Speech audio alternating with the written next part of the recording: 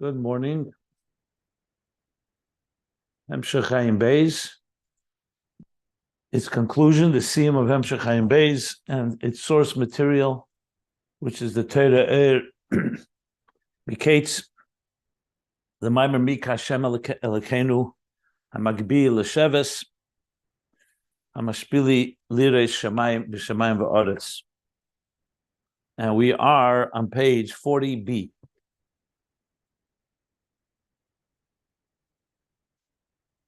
The conclusion of the biur, an explanation of the original Maimer, which we began learning at 38b.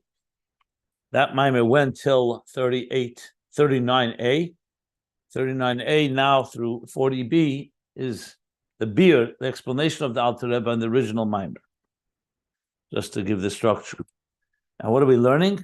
Briefly, Ner Hashem Nishmas Adam, that the soul is compared to a candle, a wick, the divine soul manifesting in the body and the animal soul, transforming the intelligence of the nefesh hasichlis, nefesh hachiyunis, nefesh habamis into fuel for divine love, light, with a support that adds a whole other dimension of ner mitzvah v'Torah Ohr, where the ner mitzvah, the mitzvah is compared to the candle, the mitzvah being a wick that manifests in the physical existence. Mitzvahs are in Dvarim Gashmim, all the mitzvahs, and that in turn transforms these Dvarim Gashmim and the person who's doing the mitzvah into like oil, into Torah Ohr, into Ohr.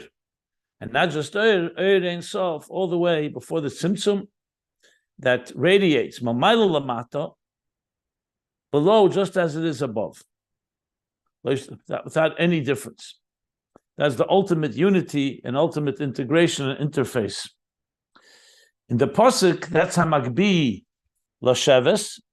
So we learned about Hamagbihi. We're now going to learn about l'Sheves. Hamagbihi, to elevate. What is elevating? The Yud.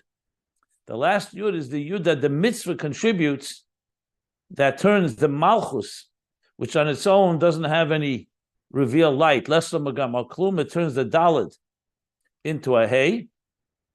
And that Hey, that Yud elevates Malchus all the way to Malchus of Ein Sof. And the bracket that we finished yesterday, he explains the meaning of that based on a Zohar on Yehi Shem, that your Mamshech, to be able Gili in Malchus, comes from Yehi Shem is Malchus. Yehi Shem is the Yud of Chachma, the Nekuda, the spark and bittel of Chachma, through the Hey of Bina, the Ima, goes from Chachma, the Yud above, goes into the Yud below, and it's similar to Gavna, like he says, the way it is above, that's how it is below. Literally, that's the words of the Zohar. Like he said, Sherusa Kesefa. And more specifically, the Yesod of Chachma is Nimshach into the Yesod of Zah, and that in turn transmits into Malchus. In the second paragraph of that bracket, we learned, to explain it further, he brought Chachma as the source for Riyah, to see. Seeing goes all the way into Gashmis. We see physical things. Because in the Sheirish, Chachma is higher than Bina, which is compared to hearing. When you hear, it's only you're hearing the sound. The sound is much more subtle. You don't hear so-called, you don't experience the very physicality of something. Why? Because Chachma is higher than Bina, so it descends lower. Whatever is higher comes down lower. So Chachma goes from Yesod Chachma all the way into the Yesod of Zah. Bina concludes only in Chazei, in the chest. Doesn't go all the way down to Yesod Zah. Obviously, these are examples from the physical body, but they parallel the way it is, but Ruchnis on a spiritual level. So what do we see from this? That the Yud of Chachma goes all the way into, like we spoke about the mitzvah. The mitzvah brings the Yud all the way into Gashmis Ha'elam. You do a mitzvah with the physical world, not just with the sound of the world, meaning Shmiyah. It's in the physical, and you're elevating the physical world all the way up to the highest levels. As he explains, just as it is the Hamshacha, first you need the Hamshacha, which is what mitzvah does. It draws down the Ratzna Elyon, from Hamagbihi, the Yud, all the way from the highest levels, from Chachma, and Chachma itself from higher levels, which she doesn't go into. That's Yehi. And that in turn gives it the power to be Eila, to elevate also from Malchus of Atzilus all the way to Malchus of Ein Sof. Like he said, Shalis HaMalchus Ein Sof, Gam Kein Al Yidei Yud. So the Yud is doing both things. It's drawing down and it's elevating. Like he said, and that's what the mitzvah does, and that's the psila. He now compares the psila to the Yud.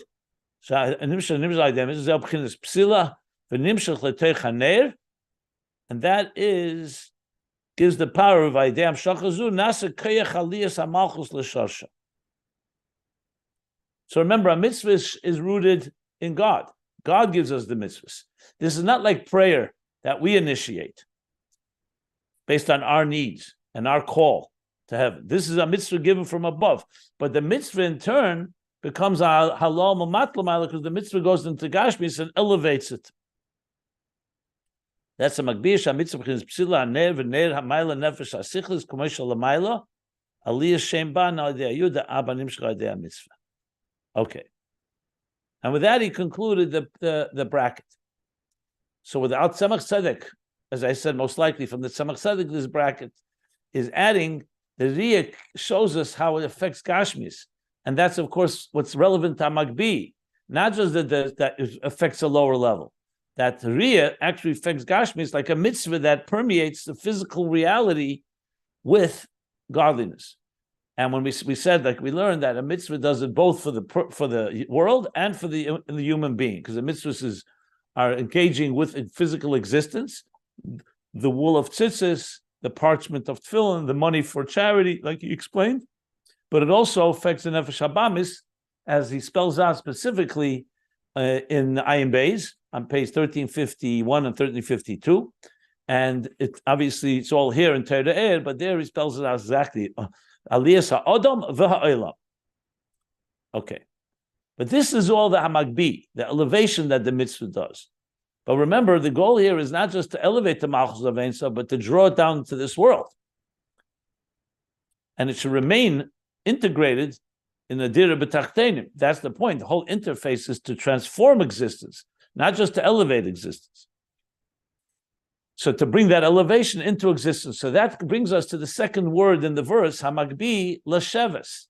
That this Magbiya, this halah, with the Yud, that comes from the original Hamshach and then halah, is meant to be l'sheves. Hamagbihi l'sheves, in order to settle in from the word Yeshiva and settling in, like he explained in the original Maimer, briefly, on bottom of page 38D and 39A, the top of 39A, and now he's going to elaborate a bit more on this biur of that same concept.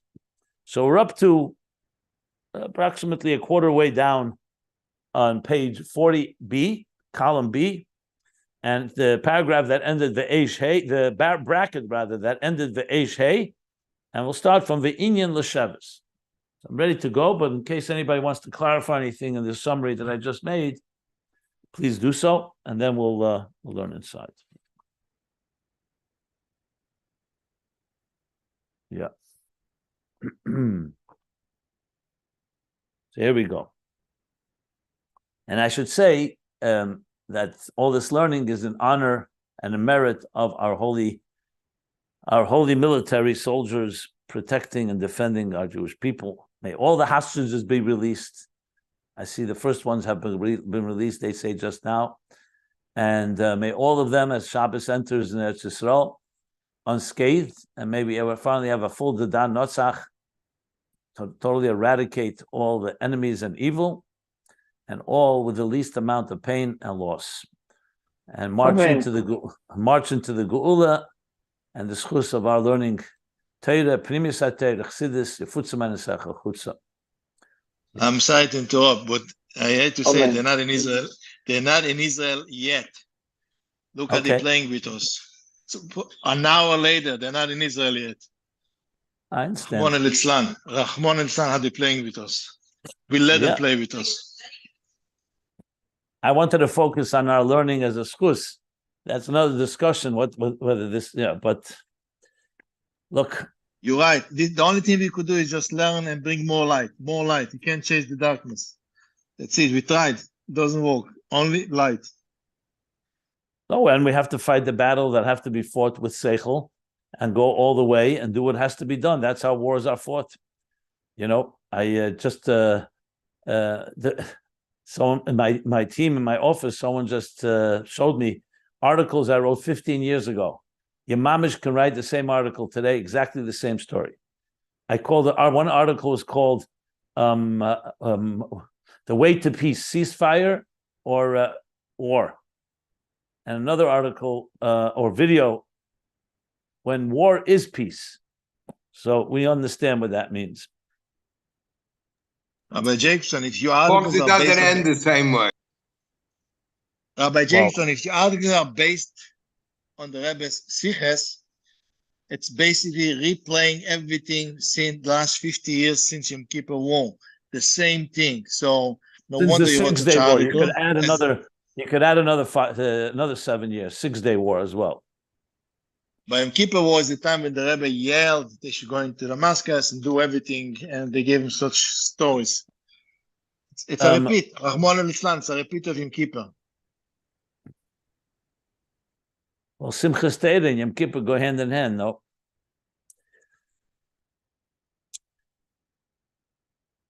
Well, you know what? Like the Rebbe would say, Av tzalachas, the enemy will not want to have a negotiation. The enemy will reject it ultimately. So that's why we still have the old city of Yerushalayim, because Arafat did not want to take it. They offered them to him. Thank God he didn't want to take it. Otherwise, they would have the old city. okay, let's learn. Let's learn.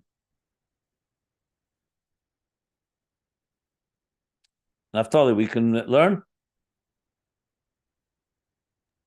I just finished a half-hour conversation with Rabbi Tachtel. I don't know if he's there or not, but he almost got a heart attack from it. It's crazy. It shakes you up. I don't know. Just like you said, let's learn. That's the only thing we could do. Let's learn. We'll talk Then after. then you had with me, and you said that everybody else knows it. I mean, Rabbi Jacobson knows about it, everything, and I feel like I'm the only one. No. Anybody who listens to the Rebbe Siches knows it. The Rebbe said it. It's all recorded. Okay. So this is a fake war, you're saying, and everybody knows it but me, and I don't know. Let's learn, guys. Let's learn. Okay, here we are. So the line, the inyan, the pages can be found at ayinbeis.com. The inyan l'sheves. After we say Hamagbihi, then comes l'sheves. So he teaches, again, in the inimitable style of the Alter Rebbe, where he dissects a posuk, as we see, with a whole other dimension. The inyan l'sheves pirush, that means shaliyah zu shala malchus datzilis b'malchus de ein sof. This aliyah that we've been discussing, what a mitzvah accomplishes, of elevating Malchus from the Dalet to the Hey and all the way up to Malchus of Ein Sof, who kedei lahamshich, the purpose of this aliyah is in order to draw down and extend and manifest oid v'chayis and energy and vitality, liyas yisavas b'chinas Malchus b'chinas Yeshiva, that there should be, it should come into a state of creation. Esav is that, in other words, something is being born from this. Something is being created from this. Malchus b'chinas yeshiva, in a form of yeshiva, which means settling in. The word yeshiva means like hisyashvus. Yeshiva, internalized, integrated. Like it says, Vayeshev Hashem melech la'elam. Vayeshev Hashem. Same pasuk he brought, top of page 39a.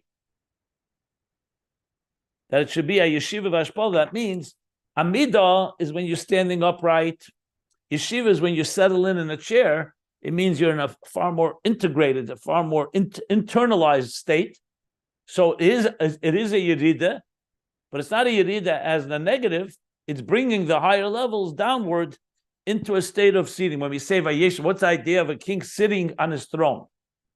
Why? What's the emphasis on sitting? We understand that if to sit, the person can't stand all the time. But you see, Yeshiva al Kisei Malchuse, Kisei Malchus. You have Kisei, from the Medrash that talks about Rosh Hashanah, that goes from Kisei Hadin to Kisei Harachamim.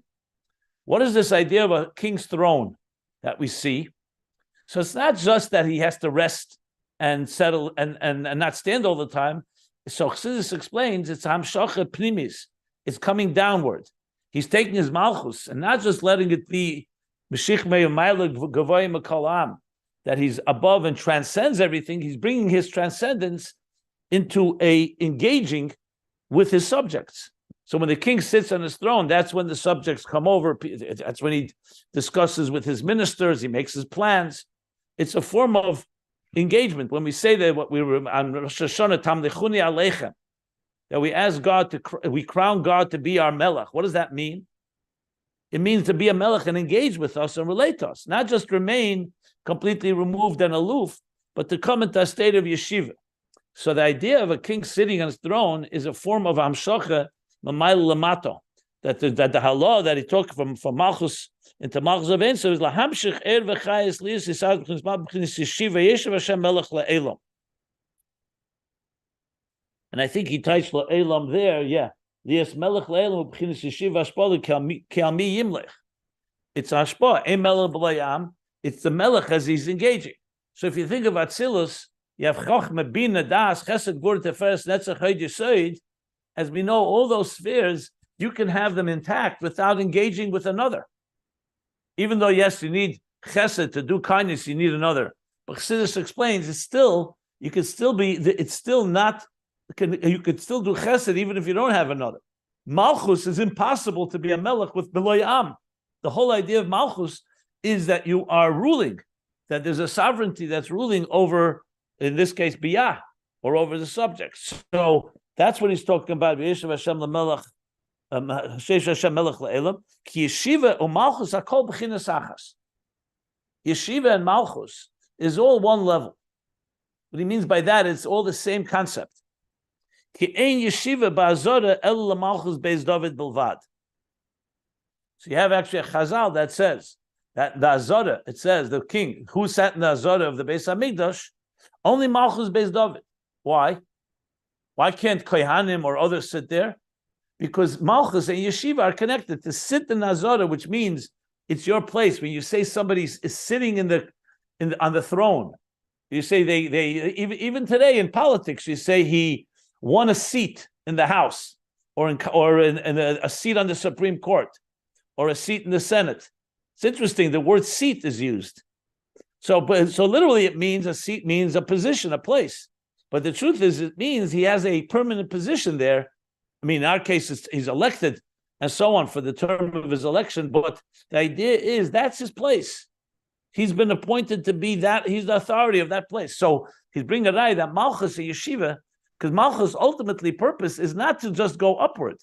It's true, we learned that length in Ayin Beis, that Malchus descends into the world and then it elevates through our Aveda.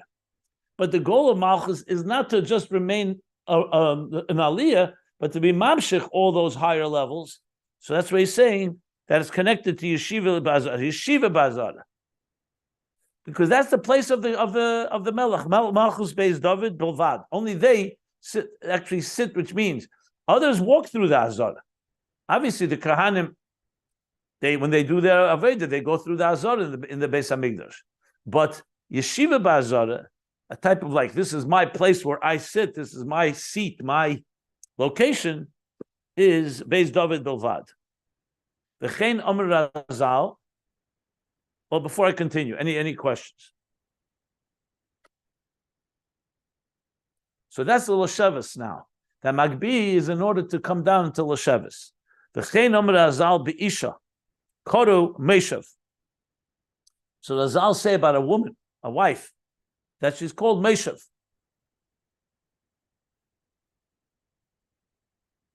Meshav means a state where she is settled in. When we're sitting, you're not moving. It's a stationary place, but not stationary as in the negative. It means it settles in Meshav. Because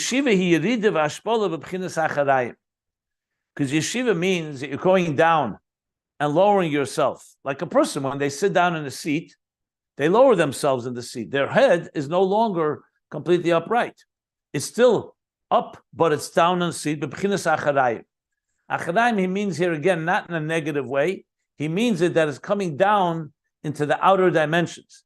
In other words, when a person is standing, or in a person that's not in a state of Meshav, of Yeshiva, then they could be like, they're in a pnimius. It's like the Melech when he's on his own in his own internal inner chamber. But when he's sitting on the throne, when he sits on the seat, and he's settling in, means he's coming down, acharayim. And actually, it also means you're sitting. You're literally sitting with your backside in the chair. So all this is coming to indicate what the word lasheves means. It's all a diuk in the word lasheves. This thing about Isha, he did not bring earlier. He only brought about the Melech. Yeah, on page 39, A. Good.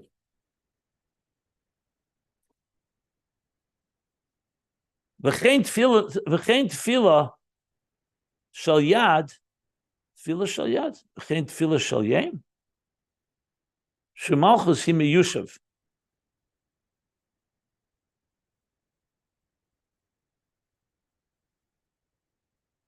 Well, it says by Krishma, you say it's sitting down, and Shemoneh you stand standing. But what does he mean? Tefillah, is it shel yad? Well, it's not shel yem.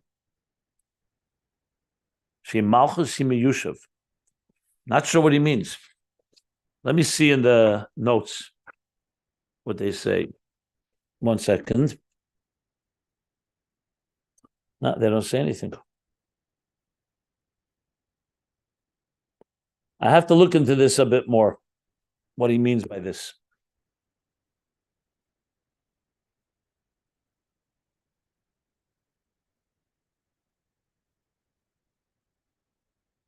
First, I thought he meant, because it sounds like, because he said, Tsuas, Tefillah shel yad, so Inyan Yudha now. I think Tefillah shel yad miyushev, by many people, when they put on the shel yad, they make sure, they make the bracha, they sit down. Yeah, that's correct. That's correct. That is correct. So it is shel yad, yeah. So it's miyushev, correct. Va'yud sheberitzuas, tefillah shel yad, and the yud. In the tefillah shel yad, there's a yud that's in the ritzua, in the straps. That's the shape of a yud. Zeu inyan yud hanal. That's the yud that he spoke before in Hamagbihi, the yud that the mitzvah is mamshech. Remember, he said earlier, this is the concept of talis and tefillin before davening. So he's connecting it to that you have through the mitzvah, you're mamshech the makif, tefillin, the talis and tefillin, but he's talking about tefillah shel yad, afka, it's miyushiv, so it settles in as panimius, and it's a yud. So it's not just the yud elevating, it's the yud. Where's the yud? A knot? The kesher is a yud? Yeah, it looks like a yud. Here, when you, when you tighten it on your bicep here, shaped like a yud. And we're supposed to sit down when we do that? No, there are such customs. We don't sit when we put on film shayat, but I think by the Sfardim or something, there is a minig. It talks about in Chazal, there is that concept. I want to look it up more detail. It's also that they also don't make a bracha, I think, on Shal Rosh, if I recall correctly. It's all connected. Yeah, that's like in Torah Ohr, in Daf Mem Zayin Aleph, he brings Mem Zayin Aleph? Mem Zayin Aleph. Let me he brings look. a whole arichis about that. Tefillin shel yad, this is Krishma, and Tefillin shel Rosh is Shmoneh, Krishma Shmoneh, and he's connecting that it's a nukvo beisho. Did you say Mem Zayin Aleph? Mem Zayin? Mem Zayin Aleph. I'm looking there right now. I don't see anything. Al posuk sois osis, al posuk ki ko'ores toitzit simcho. No, that's not Torah. That's Likutei Torah probably. Maybe Likutei Torah. I'm sorry. Yeah, it's not Torah. Yeah, where are you looking when you sell those Maramakemus? I looked in Google. I put in Tefillin shel yad, shehu meyushev. Okay, I'll look it up. And I'll come back with more information. But basically, the Teichen is understood. He's talking about the Yeshiva D'Miyushav. Vayudsha, but it's Tefillah Shayad, Zeo in Yud Hanal. So you have here the whole concept in the Tefillah, which connects, because he did speak about Talis and Tefillah before davening. Okay, so that's a Hamagbihi l'Sheves. Basically, comes down again the interface from the highest level, the highest Yud, down to the Yud below, into Malchus, the Aliyas Malchus, but then l'Sheves, the Hamshacha, into existence. But Oid Yeshlemer could also say, he's giving another explanation on Hamagbihi l'Sheves, Pirish Hamagbihi l'Sheves. The meaning of the words Hamagbihi l'Sheves, Ki hamelech emed al haluach va'Augustus yeshiv. So the Gemara tells us that there was Melech and Augustus. Augustus was another king. His name was we call him Augustine. Augustus yeshiv, a Roman Empire. So it says the Melech emed al haluach, that the king stood. It may even be, is it a posuk? Or is this only a Maimer Chazal? Maybe. I think. 1 second. Let me see. I don't have a sefer here. Which? It says. He says the lashon Hamelech Emed al Haluach va'Augustus Yeshiv. No, it's not pasuk, I think. I don't think it's a pasuk. It's Shmeis Rabbah. Okay, I see it. Shmeis Rabbah. Reish Pasha Chav Gimel. You know what? Let me look inside so we don't have to go. Let me just a second. I'm going to bring a medrash right now.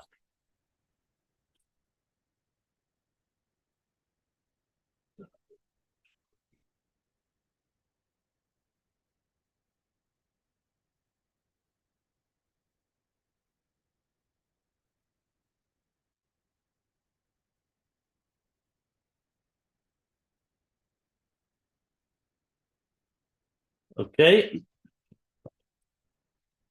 Let's look right in Medrash, Reish Pasha Chav Gimel. Let's see it inside.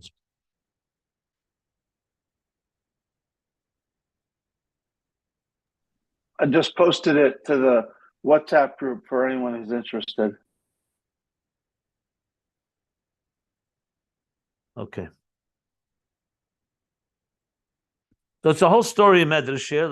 I'll tell you the story in detail, in brief rather. He's talking about Oz Yosher Mesha. So he talks about Nochen Kisecha Ma'oid. The pasuk says in Shira, in Oz Yosher. Ma'az. I'm sorry, Ma'az, right? I'm sorry. Yeah, I said Ma'oid, Ma'az. Okay, so it says that your throne, your seat, your throne will be established from then, meaning eternally. So he brings Amar Abrachya that goes like this.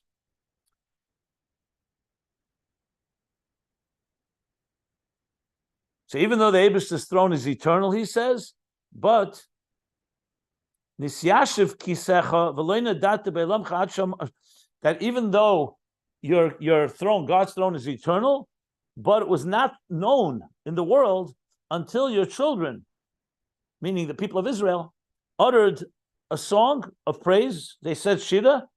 That's why it says Nochen kisecha ma'az. Therefore, the state of your throne is established from then. What's ma'az from then? When they sang praise, it was revealed that your throne is enduring. And the Medrash gives a mashal for this. A parable goes like this: the king who waged war and triumphed. Very interesting, connected to what we're dealing with now, war. And then once he triumphed, his subjects gave him the title Augustus. Augustus. The reason for that, let me see why. It's a title of distinction. It was given to the second emperor of Rome, the Mefarshim explain. And then all afterwards, it wasn't just one person, all the emperors afterwards retained this name. So the commentaries explain the name indicates growth. Comes from the word gidul. Augustus's Gidl in Aramaic, I guess. Or Amrullah. What weren't they called? Weren't they all called Caesars after that? Also, I guess I don't know. I'm not sure the difference, but here we're speaking about Augustus. Yeah. So now his subjects. So after he won he triumphed the war, they gave him this title. Then they said to him, they said like this: before you waged the war, you were just a king. Now that you've emerged victorious and triumphant, we've given you this special title.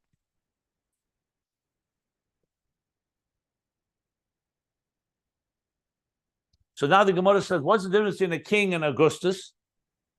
What's the difference? They're both kings. So he says, the king is described as someone standing,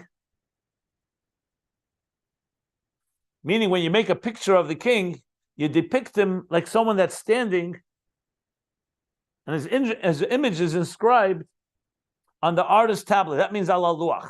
That when the artist on his tablet will make an image of a king, he'll make the king standing, while Augustus is depicted in a sitting position, which indicates a higher state, a higher level, a higher position.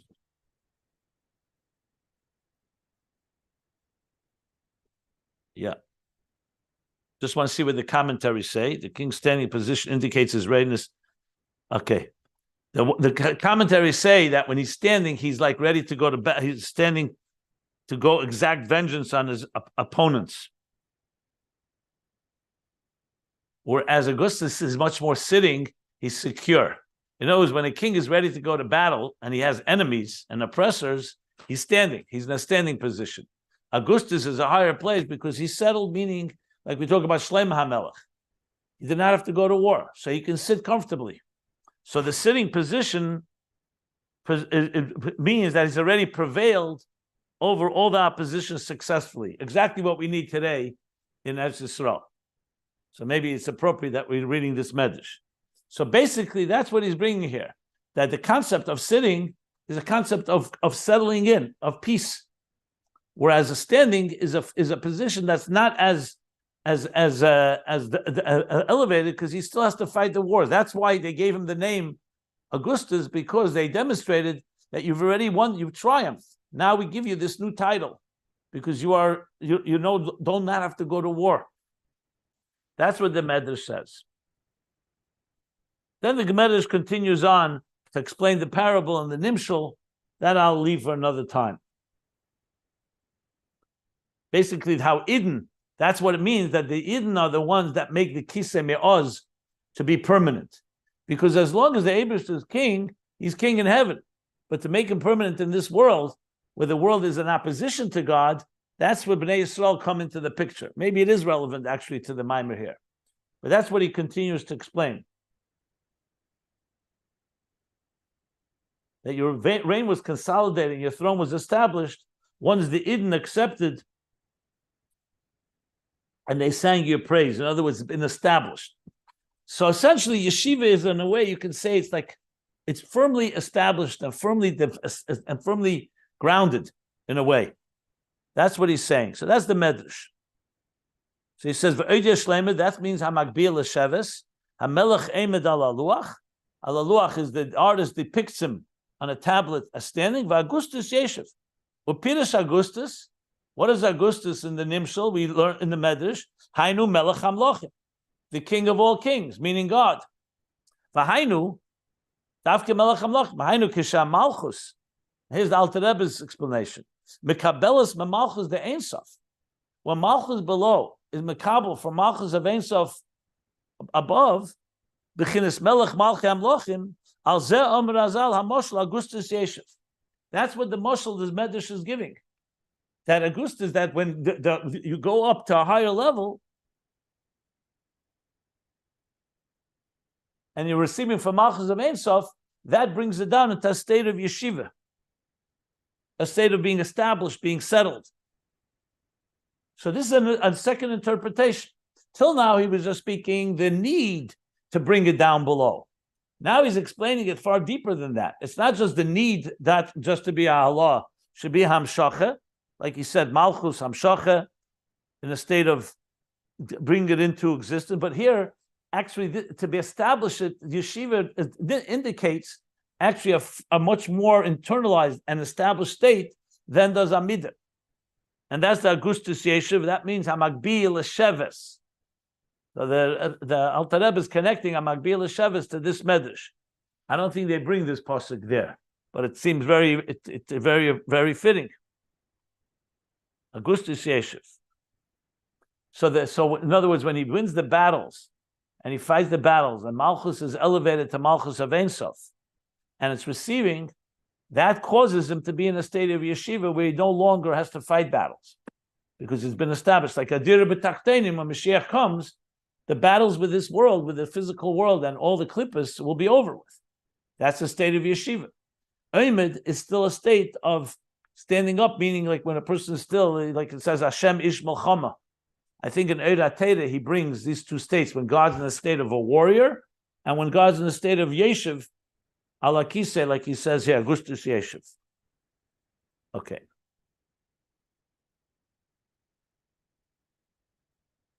Zeu Hamagbihi dafke l'sheves. Why is he saying Beretzuo shel tefillah? Why Retzuo? Before he said Retzuo shel tefillah. Tefillah shel yad. Retzuo, because he's talking about the tefillah shel yad, the tefillah that you're saying shel yad. It could be tefillah is another word for tefillin, or like Naftali said, Naftila, the tefillah you say when you make the bracha, I guess by shel yad, call it tefillah shel yad. We have to look it up. As I said, I have to look it up. Maybe the pages you indicated in L'Kutei Torah discuss it. I don't recall offhand why it says tefillah shel yad, not tefillin shel yad. I mean, it could be that part of the prayer when you're putting on shel yad. That could be what he's really trying to say. But I want to see. It could be the Chazal use that lashon tefillah shel yad. Let's see. I have to look inside. Okay. So now Alter Rebbe continues. No, my question is why Retzuo? Why Retzuo? Retzuo, because tefillah shel yad has a Retzuo. It's called strap. The yud is in the Retzuo.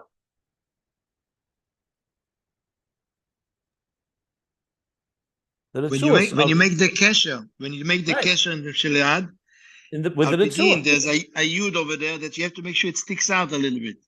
Right, it has to be a shape of a yud. Yeah. Okay. V'zeu Hamagbihi dafke l'sheves. So here, you could say the pasuk should just say l'sheves, but he's saying Hamagbihi dafke l'sheves. Shayidei aliyah now, because Magbiya means to elevate, to lift up. As we spoke about the lifting up of Malchus and to dial it into a Hey, the Yud, all the way up to Malchus of Ein Sof. The kavanah of that is to bring it down. So he says here, Sadafke the Aliyah, Aliyah now, Nasa b'chinas v'yeshiv Hashem melech le'elam. Is the Aliyah that he wins that Dafke going up to Malchus of Ein Sof that causes to come down in the form of a yeshiv. So the Lashavis is a result of an Aliyah. Like the story with the Mashal.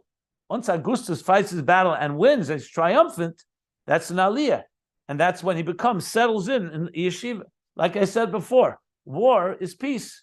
When you fight the wars the proper way, then you'll really have lasting and everlasting peace. And everlasting and established peace. But you have to fight the war properly. Yeah, we have a lesson right here. So interesting, it goes both ways. In order to have the Aliyah, he said, you need the Hamshach. That he said on top of the page. You need the Hamshach Tchila. That's the Hamshach that he talked about, the Yehishem, and the Hamshach that a mitzvah comes into the Gashmis of the world, and then comes the Aliyah. But now he's saying the Aliyah in turn brings the Hamshach back into a state of Yeshiva. The Yeshiva Zu, so now he's adding another point. So when the difference between when you stand and sit, and this, by the way, in volume 2 in Ayin Beis, he spoke about Yeshiva and Amida relatively at length. So he speaks about different differences. One difference we just talked about, Amida is still a state of your emotion, so to speak. You're standing on guard. You can't settle in and just say, let's sit and be comfortable, because there's there are battles to be fought. There's another difference, that when a person sits, so on one hand, the head goes down lower, because that means the Yerida Vashpal, it comes downward. But the legs go up, because we have to sit. Your legs are not just stretched out to the ground; they go into a more of a position of a perpendicular position. So the legs, and especially when you talk about a king who sits with a footstool, so the feet go up. So Chassidus explains, and that's what he's describing here, that when you're standing, the feet go lower down, and there's an expression, raglei yerdes, that the feet go down where? Into the world of klippas. The lower they go, the darker it is. So when you're fighting a war, you have to be, you can't be sitting in your throne. You can't be sitting. Fighting a war means you're moving, you're standing, you're running, and so on.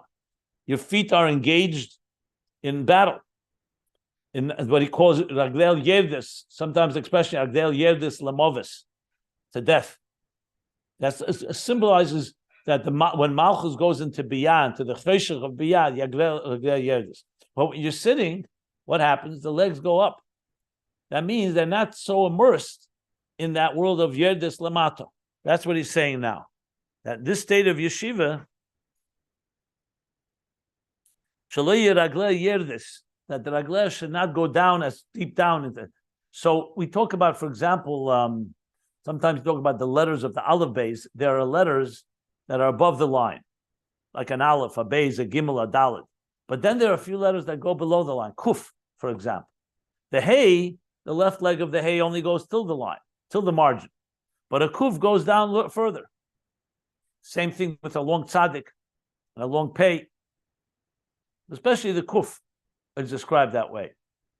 So it says, because it's raglei yerdes, lamata min ashura means it's going into the world of klippas.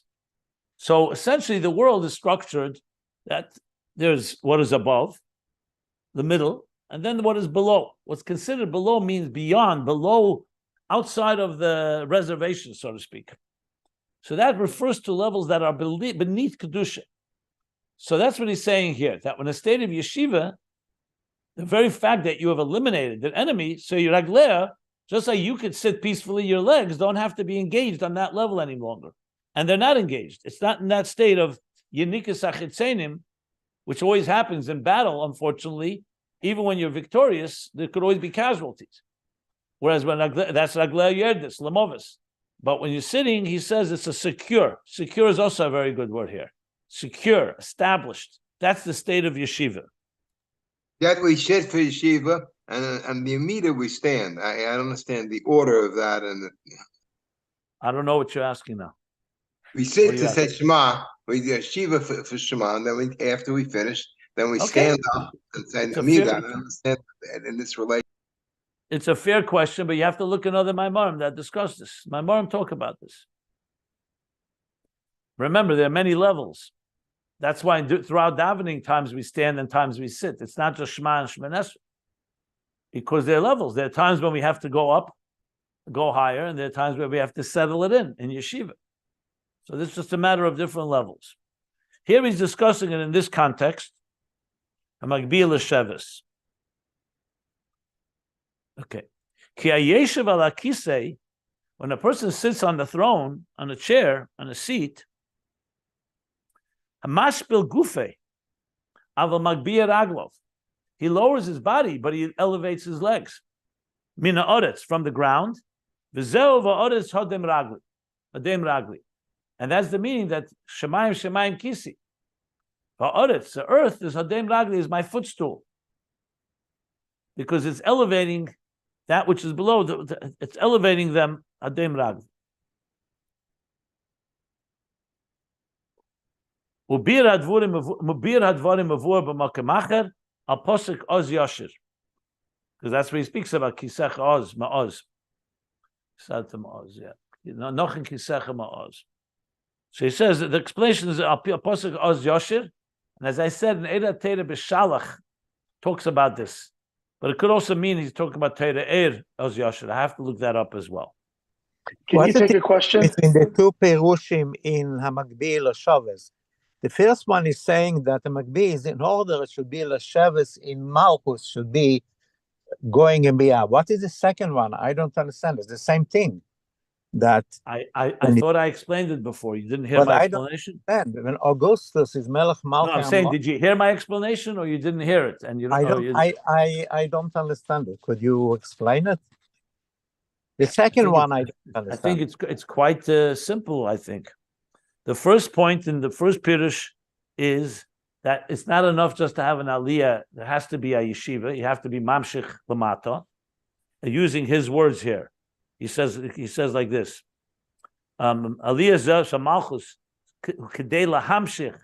The point is not to remain in a higher state, but to bring it down lamata. Yeshiva vayeshev, yeshiva Malchus. Okay, Vida Vashpola down below. That's also Tefillah Miyushav. Okay, and the Eidya Shleimer is another Nakuda here. That it has to be in a way that you have eliminated the negative forces. You're in a state of secure, established. So Yeshiva is not just Hamshacha after the Aliyah, it's also an integration, a settling in. Like the Augustus Yeshiva, you're talking about a high level of Elikus has become permanently settled into existence. So it's not just Aliyah. The first point is not just Aliyah, you have to also have Hamshach. But it doesn't tell us how deep that Hamshach is. In the second Pirush, it talks about it being settled in an Augustus level, which is a whole different level than Oimid, than Amidah. Thank you. To the point that you eliminate that Agleh Yerdes. So they're both in the word Leshevis. It's just one is talking about the Hamshacha period, and the other is talking about the integration that permanently changes things, that it should be a permanent resident, so to speak. Adira b'tachtenim permanently. Is the Inyan of the Raglei Yordos and Hadam Ragli the idea that the feet are not as low as if it was the Amida, as if it weren't standing, meaning to say that there has been a transformation of the Klipas Noga to an extent that the Elikus is elevated above it. It's not. He said it's not sort of stuck in the weeds because the Klipas Noga has been transformed and the world has been transformed. Is that the idea? I thought I said that explicitly. Yeah. Okay. No, but connecting it to the Inyan of the Raglaim not being too low, down but not too far. That's exactly what I said. The Raglaim are below. It's like when you're fighting a war. You're engaged with the negative forces. When you finish the war, like the story with Augustus, then you're in a state you could sit firstly comfortably and secure, but also the legs are no longer engaged in that lower. That's why I gave the example of the shura of the kuf. The idea of going lamatim and ashura is when you're involved and engaged with the battles of life, or the battles with the klippas, not just klippas negas, shlosh klippas atmeis too could be. The other question I had is the Inyan of this Yerida, or Hamshacha, if you will, in connection with the Aliyah. So Hamagbihi Lashevis, so that everything we talked about until today was, at least for the past several days, was the elevation, halas, and that's, I guess, of the neshama. The mitzvah helps elevate the neshama to a higher level of elikus. But my question comes to the issue of timing or mechanism. It's simultaneous that Davka in the midst by doing that halah at the same time, because the mitzvah ties the material, if you will, to the spiritual realms above. So just at the same time as there's this elevation, there's a hamshacha down because it's mamash being done in this Gashmandic world. Is that the idea? It's simultaneous. My question is about the mechanism. There's the two words. Hamagbihi refers to the aliyah, and Lashevis refers to the hamshacha lamata, and you need both. But because it happens at the same time. When we're created. I said the process of creation is one where first you have a tzimtzum and a kav, the psila, and you have to diminish the light in order to create existence. Then begins the process of Aveda. Aveda is beginning to transform existence. In that Aveda, there's Aliyah and Hamshach. Aliyah is when you elevate something to a higher place. Or, like he said, first you need to draw down from that higher place, and that creates Aliyah. But then the goal is ultimately to transform existence. So Hamagbihi l'sheves are the two words. Hamagbihi is the yud, the elevation, like he said at the top of the page. And then the same thing is the Hamshacha should come down into the yud below, all the way into Malchus, all the way into existence. So it's a constant process. Aliyah and Hamshacha is like Rotzi and Shuv, is a constant process necessary for true interface. As we learned at length in Ayin Beis. That's the process. So here in Hamagbihi l'sheves, these two words indicate these two steps. Understood. Thank you very much. Understood. Okay. But is it in the nature of the mitzvah to do that in one fell swoop? The Aliyah and the Hamshacha? Well, let's Seems dissect like what a mitzvah does. When you Yeah. take a mitzvah, let's say you take cloth, the parchment, it's a mitzvah of tefillin. You put on tefillin.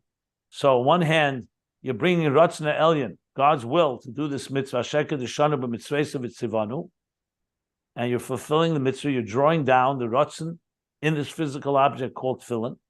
Same thing with tzitzis and tzedakah and so on. And you're also elevating.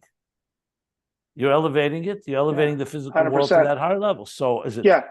Yeah, it's all happening. That's the whole point of a mitzvah. It's permeating existence with godliness. And there's different elements. There's drawing down, there's elevating. Right. No, I see. I was just trying to make it really very manifest. Everything Well, listen, you said, everything. when a teacher is teaching a student ideas, is it halal or hamshach? It's a constant combination.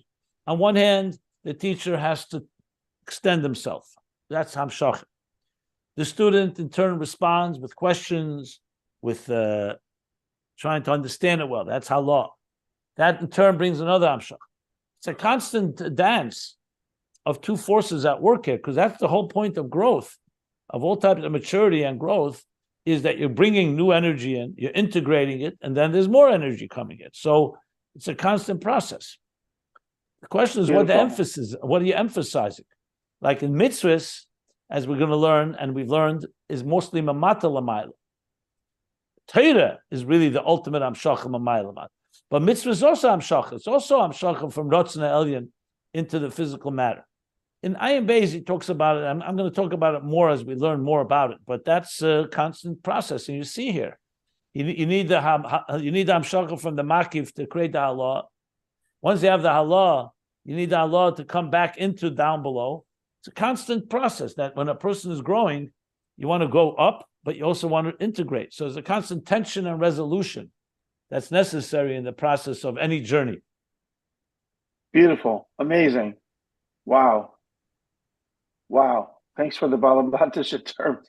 That just brought everything we just read together. Thank you, Rabbi. That was spectacular. So the Yud Shebesoicha Hey, this is the He'ore, the Makif that is coming before the Aliyah. Correct? I don't know. I don't know if I would say that. It's not clear to me that he says that. He said it in the beginning. Well, show me those words. I don't think he said those words. Okay. You're bringing two different concepts together. He said yes, that this page.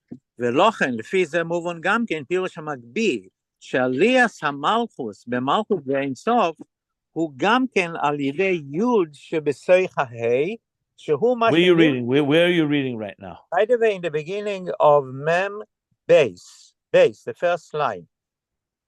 Okay. שהוא מה שנמשך לאור מהסוף, וכמובן הלל שכל עלייה על ידי המשוך התחילו מלמיילו. Yeah. That's correct. So then if you're reading it correct, that's what it says. But the Yud Shebetoicha Hey is before he talked about mitzvahs. So here he talks about Magbihi Shaliyas HaMalchus Ugam Ke'adei Yud. Yud Betoicha Hey also talked in context of Amshacha. Yehi Shem is Amshacha. Yud K Yud into Shem, into Malchus. That's why then he says the same thing also in the Aliyah, the Yud B'Teicha Hey. Correct. That's what you're asking. Yeah. Okay. So we'll stop here. So let's to finish the last piece. Hamashpili Lires. Teda. That's the last piece here that we are up to.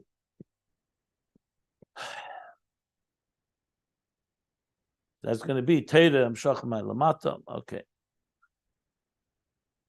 And once we know Teda, we'll be able to see how Torah and mitzvahs interact with each other, they contrast with each other, and go back to the neshama, how the neshama plays its role in this whole process. So we'll finish the Maimer on Sunday. We'll stop here. Basically halfway down.